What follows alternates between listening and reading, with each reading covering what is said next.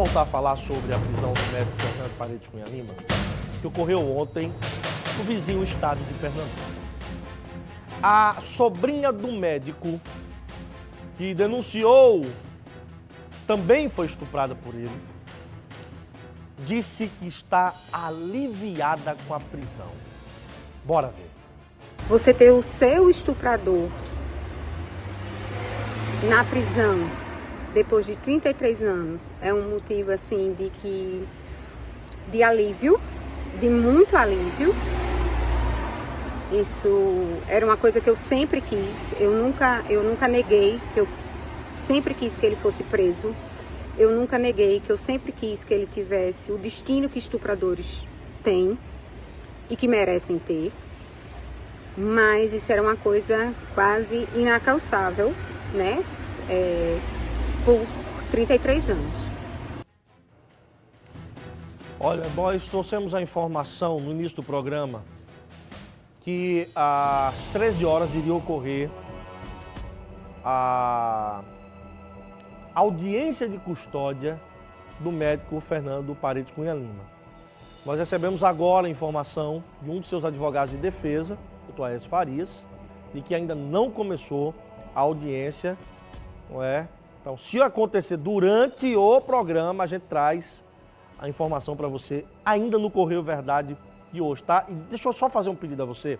Não adianta criticar o doutor Aécio e qualquer outro advogado. Se não fosse ele, seria outro advogado fazendo defesa. Porque no nosso ordenamento jurídico, né, todo mundo tem direito à defesa, tá? Os maiores monstros têm direito à defesa. O médico responde a 2 processos sobre a acusação de estupro contra crianças e adolescentes. Durante a coletiva ontem, a gente também falou com o delegado da Draco, André Rabelo. Ouve só o que ele diz, põe na tela. Você ser travestido de médico, ser travestido de uma profissão tão bonita, nobre, para fazer o que vinha fazendo, isso não é uma vítima narrando, isso não é uma narrativa, isso está provado, com mais de 6, 7 condutas reiteradas e 2 familiares que infelizmente o crime prescreveu, mas que passaram uma vida tentando provar para os familiares o que tinha acontecido. Veja quantas famílias esse médico, esse profissional que tinha a função de preservar, de zelar, de proteger, quantas famílias e quantas vidas esse cidadão acabou. Então, a gente não consegue retirar isso da mente dessas pessoas, mas consegue dar um pequeno alívio e mostrar a importância de confiar na polícia no Estado republicano. Eu acho que se eu fosse delegado, eu ia ser parecido com esse delegado aí. Pelo menos na fala. Ele não tem papo na língua não, viu? Ele diz o que precisa ser dito mesmo. Olha, os advogados de Fernando Paredes Cunha Lima negaram que orientaram o médico a fugir para Pernambuco. Mas eles afirmaram que estão trabalhando para que o médico permaneça no estado vizinho. Coloca na tela, vai. Vamos pedir também ao juiz da audiência de custódia de Pernambuco que o mantenha ou que o ponha em prisão domiciliar, ou caso contrário, que ele possa cumprir essa prisão lá em Pernambuco, jamais aqui na Paraíba. Questionado pela imprensa sobre o porquê da sua fuga, ele disse que não tinha sido instruído pelo advogado dele a permanecerem aqui na Paraíba. O senhor, como advogado dele, o que diria sobre isso? Na verdade, quando desse julgamento eu me encontrava no exterior. Nem aqui me encontrava. O doutor Lucas é quem fez a sustentação oral aqui no Tribunal de Justiça e desde do meu regresso ao exterior que eu não tive mais contato com ele. O doutor Lucas, creio, também não teve contato. O último contato que eu tive com o doutor Fernando foi antes da audiência de instrução e julgamento. Conversamos acerca da audiência de instrução e julgamento e nossa conversa se restringiu a esse tema. Posteriormente a isso, inclusive depois da audiência de instrução e julgamento, foi que houve o julgamento no TJPB, na Câmara Criminal, e foi decretada a prisão. A partir disso, nós não tivemos nenhum contato mais com o doutor Fernando Cunha Lima. Agradecer aos advogados de defesa e parabenizar o colega João Tiago pela pergunta, porque foi isso que o médico deixou entender. Quando questionado por um colega nosso de imprensa sobre o porquê ele não se entregou, ele disse, porque eu não fui orientado pelos meus advogados a fazer isso. Né? Então, se ele não foi orientado a se entregar e fugiu, deixou muito claro de que ele foi orientado por alguém. O advogado Bruno Pontes, que representa as vítimas nesse processo contra o médico Fernando Paredes Cunha Lima, disse que vai lutar para evitar a prisão domiciliar. Na tela. Precisamos seguir em frente, porque a luta ainda não acabou, ela está apenas começando. O réu, ele já demonstrou, seja no momento em que ele foragiu, que ele não pretende cumprir qualquer pena que seja imposta a ele, como também deixou bem claro no momento em que foi apresentado aqui na Polícia Civil, que ele não iria ficar preso mais do que 2 dias.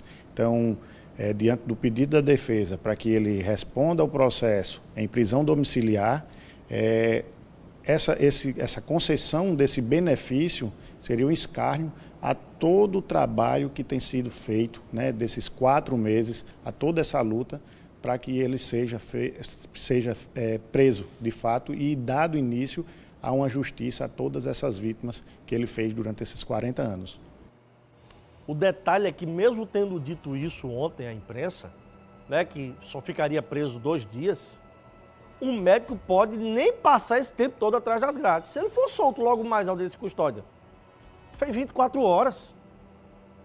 Mas vamos torcer, né, pelo menos eu posso falar por mim, eu torço para que a justiça seja feita em sua plenitude e ele comece a responder pelos crimes que estão sendo apontados pelo Ministério Público. Falando do Ministério Público, o promotor Bruno Lins disse que acredita que a justiça vai sim decretar a condenação do médico. Vai!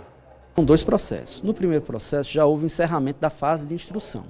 O Ministério Público já pediu, em alegações finais, a condenação do réu nas penas dos 5 crimes que ele cometeu nesse primeiro processo, que ele está sendo acusado nesse primeiro processo. Então o Ministério Público entendeu que as provas produzidas na esfera policial foram não só confirmadas, como foram reforçadas na instrução judicial. Durante a instrução judicial foram ouvidas as vítimas que deram detalhes de tudo o que passaram. Então o Ministério Público já pediu a condenação em alegações finais, cabe agora à defesa apresentar as alegações finais dela e, ao final, o Poder Judiciário sentenciar, decidir pela condenação, que nós acreditamos que será pela condenação. O detalhe é que a condenação pode demorar. A gente sabe que a justiça, infelizmente, no nosso país, ela demanda de um bom tempo para poder julgar os casos. São muitos processos. Eu podia chamar novamente esse vídeo com áudio, Daniel.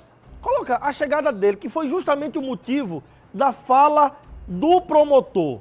Coloca o porquê o promotor teve que dizer aquilo, né, que torce pela condenação, que o advogado de defesa das vítimas disse a mesma coisa, mas baseado nessa fala do médico. Roda. Eu não queria ficar preso. Mas você não tem culpa. Mas eu me perder, velho. Pessoal, deixa ele passar. Agora com a minha doença eu não vou ficar preso. Você tem certeza que não fica preso? Tenho certeza. Eu vou ficar só 2 dias e saio. Porque a advogada... E as vítimas que foram abusadas, doutor? Não foram abusadas. Se o senhor não devia, por que não ficou aqui em João Pessoa? Porque o advogado não me orientou. E ele orientou fazer o quê? A se esconder, doutor?